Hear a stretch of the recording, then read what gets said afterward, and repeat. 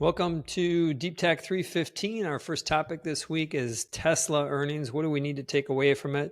For those of you who haven't been following along as closely, Tesla had a miss on the bottom line. The all-important metric of gross margins x EV credits came in at 14.6%. That's 200 basis points below where the street is at. In any normal quarter, the stock would have been down 15-20% based on that type of a miss on that important metric. But a lot of the Tesla story is about what's to come. And of course, that's related to these new models, 2 or 3 models in October that we'll hear about. And then what happens with FSD, fleets, autonomy, Optimus. And there was a comment in their investor deck that said that expect that the robotaxi is going to come after this next generation vehicle, that production is going to start around mid-2025. So I want to put some context. Elon had said 3 months ago it was going to be early 2025 or maybe even 24. So that's a little bit of a slip. And then some more color that the robotaxi is going to have this new unboxed manufacturing approach, which means that it's a bigger build out on the production side, which probably means the robotaxi sees the light of day. I'm going to say late 26 or early 27. So combination of those two, Tesla stock took it on the chin, down 13%. What were you thinking? I think all those things are right. And if I put Tesla alongside Google, which we'll talk more about in a minute, part of it, I think, is people looking for reasons to sell big tech. And I agree with you. I think that Tesla, there is still this fundamental question that feels like it's outstanding around what's the real demand in the EV space. We were kind of maybe hoping it was sort of bottoming last quarter. Now with the question around the gross margin, maybe that opens up the potential that, yes, we've bottomed, but maybe price needs to continue to kind of iterate to recoup some of this demand. So that's going to be an open question probably for the next 3 months. Let me ask the question on the EV side. Let me interrupt there. Is at the end of the call, Elon reiterated a comment that he said before, which basically is, do not own Tesla if you do not believe that they'll get to autonomy. Everything else is noise. And I guess the positive side of that is if you believe that they'll get to autonomy, then you should invest in Tesla. But this idea that he's almost like dismissing their whole, I mean, you need the cars out there to do autonomy, but he's downplaying that hardcore on the car side. Do you think he really believes that? Is he truly believe that that's just noise, or is there's something bigger, that opportunity around electrification? So number one, I think he does believe that. Number two, I think this is one of those examples of this great F. Scott Fitzgerald quote about the test of a first-rate intelligence is holding two contradictory things in your mind at the same time. And I think that's exactly what we're seeing here. The fundamental business of Tesla making the best EVs in the world, there are questions around that haven't been answered, and that probably will persist for a couple more quarters now, given what we've seen with this gross margin question. Right. At the same time, if your investment horizon is many years, autonomy is the only thing that really matters. I think that probably is true. But over the next quarter or two, Tesla or matters for any car maker. Like let's say we do get to an autonomous world and Ford has ditched Argo and they're fumbling their way forward on that. Cruise, I guess, just started up again. Right. But Waymo, Google had some positive comments about how that was going. But in general, I feel like Tesla is... I don't think that's the same, though, because no other car maker is valued like Tesla, too. There is something built into Tesla. I see. You're talking about the stock. I'm talking about the viability of the business. You're talking about viability, yeah. Well, and those might be two different questions. And ultimately, does FSD become something just like we saw with charging that they licensed to Ford, that licensed to GM? That might be the end game. And that's probably good for Tesla. Yeah. It might mean that those companies survive too, if we're just talking about companies, not stocks. Yeah. They did. That question came up. Alex Potter from Piper asked that about the licensing piece, and they said it's basically a few years away, and it's a long road to have that happen. I interrupted you. You're on a roll there. I want to have the last word on Tesla, but I want to give you a chance to Well, no, to hit your point. it's this concept of the contradictory things, and I think we've talked about this a lot. Tesla's such a religious stock. If you're a Tesla believer, they can't do anything wrong, and I think it is true that if they solve autonomy over the long run, that probably should be good for the stock. In the shorter run, though, the bears might have a case and say, look, the gross margin is eroding a little bit. Maybe that persists, maybe it doesn't. Who knows? We've got the robotaxi event coming up that got pushed once already. And so in my mind, there's probably some potential for volatility because of the questions around the EV core. And then ultimately, just what does Elon say that we don't already expect coming out of this robotaxi event that can get the stock going again? My take, I believe that they are going to be one of the first to significantly monetize autonomy. I think that is a function of time before that happens. And I'm still a believer in that religious context, a believer. I do my best to be level-headed about this, be critical of the company, point out that there was an ugly margin quarter. I still think that the foundations of why you own this is intact. Jump to the second topic is related to Google. Recap there is that they came in line with earnings. They beat operating profit by 7%.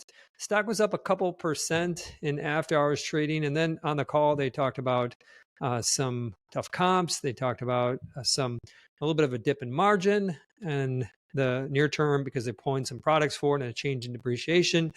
And they also had what I think were some confusing comments related to what's going on with CapEx, and confusing in the sense that the CapEx exceeded what analysts were expecting, but they reiterated to kind of use that Q1 of 24 as the baseline and expect it to grow, which could imply that we're going to have flat around 12, 13 billion per quarter.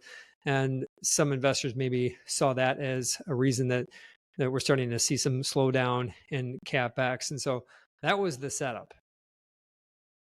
Yeah, and this really gets back to that initial comment around people looking for reasons to sell. I mean, I thought the Google quarter was generally fine. It didn't feel like the kind of quarter that's up 14%. It was 14% in March, so that was right. strong. Little miss on YouTube, but down 6% felt like an excessive reaction given what happened.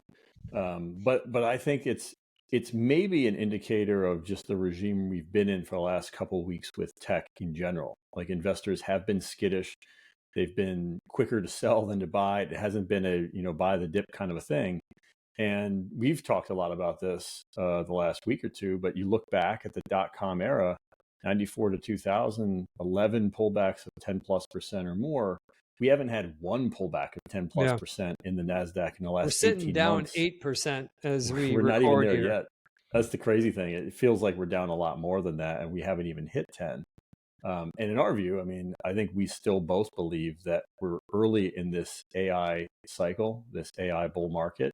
So we're going to have 10% pullbacks along the way. This won't be the only one, if we're right, that we ultimately get that dot-com level bubble in the end. Love it. I'm going to read a quote from, this is from Mark Zuckerberg yesterday on a Bloomberg podcast, and this is related to CapEx. He said, the downside of being behind is that you're out of position for like the most important technology for the next 10 to 15 years. Sundar had kind of similar comments about this. And Doug, you've written a lot about just the importance of the understanding what's going on CapEx to get a better sense about how the AI trade is going to play out. And if you could just expand on that. It's this sort of logical reality. And now, like you said, both CEOs of Meta and Google Alphabet are admitting to it. But I think of it like a Pascalian bet. So Blaise Pascal has this theory about whether or not you should believe in God. And if you believe in God and there is a God, you go to heaven. If you don't believe in God and there is a God, you go to purgatory. But what's the punishment, right, if you get it wrong? There's really no reward for not believing in God. And I think AI is the same case here. Well, the reward would be you'd save $100 billion. But who cares? I think that's the contrarian idea, which is so funny to say. Who cares about saving $100 billion? In the context of a $3 trillion market cap company, it doesn't move the needle even a little bit. But they got 80 billion, 100 billion in cash. I guess you're spreading that over a couple of It's going to be years. over several years, right? I mean, So Google's going to do 50 billion in capex this year. Let's just say half of that, right, is AI. We're yeah, talking yep, about a 4 or 5 year right, investment okay. cycle. So they've definitely And have the dough so to do it. they do. And you look at the Mag 6, so exclude Tesla just because they're smaller in comparison for capex. The Mag 6 will spend something like $225 billion on capex this year. That's going to be almost 40% growth for the Mag 6. But the Mag 6 is also going to generate about $420 billion in free cash flow. So it's Right. not like Figure. they are dipping into being unprofitable or even break even. Right. These companies have plenty of money to deploy. And I think that's what sometimes gets missed when we think about the timing of, well, when are we going to see AI revenue? Mark Zuckerberg, Sundar Pichai, all of these CEOs, I think they're thinking about things in different timescales. We talked about the length of time it might take for Tesla to bring some of these autonomy products to market. I think they'll do it. It's going to take time. I think the same thing is true for Right. AI, but they have to invest ahead of that to be ready for it. And just to finish the thought out is if they continue to invest for longer than we expect, let's say the next 3-4 years, big tech, and then beyond that, sovereign industry, then at least the hardware part of the AI trade will stand up, and then what gives us time to kind of build the software trade. Software had a nice result with ServiceNow, kind of talking up their numbers a little bit, saying they're starting to see average revenue per user improve a little bit from this. Stock was up like 13-15% on that news, and so that's the kind of the substance of it, is that more spending on infrastructure. We're going to have that AI moment, whether it's in 1, 2, 3, or 10 years. Agree 100%. It will be a magical moment. And I think, when you think of these companies, that kind of technological paradigm shift is what moves the needle. Like for so long, we've talked about how can Apple move the needle? And that's why we talked about the car so much when they were still working on Right. that project. It's because it was sizable enough to move the needle on a multi-$100 billion revenue company. AI is that same thing. And that's why all these companies need to invest in the chance that they get it right, because it will move the needle. Last topic, breaking news related to OpenAI coming out with a search product. Not really breaking news for people who've been following the storyline. Been long rumored that they're going to do this. Google shares dipped back a little bit on that news. I'll kick it off and give you the final word, is that when you test these models, their intelligence are so close. And at Deepwater, we've done some of this testing. It's not 10 times better. It's not going to be enough to get those almost 4 billion people who use Google search on a daily basis to switch their behavior over to OpenAI. And so this, from my perspective, is going to feed into the narrative that Google has a big problem on their hands around how to navigate search forward. But I think it's ultimately going to be noise. I agree. The stock's down a couple percent as we speak. It did react to the news. I think the reality is you hit the magic words on the head, the 10x better thing. Seeing just the video, because it's not in the live yet that we can actually test, but seeing the video of what SearchGPT looks like, it looks kind of like a Google AI overview, but maybe a little bit cleaner. It didn't seem 10x better than what I'm seeing from Google and AI overviews, which I already, by the way, expect and kind of look for. And so unless ChatGPT can do something unique, something more than they showed in the teaser, it's hard to see why people would be fleeing from Google for any reason. Final question. This just broke. I have not had a chance to look at that trailer of the teaser. Was there any indication about how they would monetize? Not yet, no. Okay. But my guess is they probably do something similar to what Google's doing with Overview, right? You put an ad somewhere in the stream that's relevant to the context, just Infinite like we monkey saw with theorem. search. Yeah. All right. We'll leave it on that. I'm sure that topic will be an A topic for next week. On behalf of this week and Doug and I, bye for now.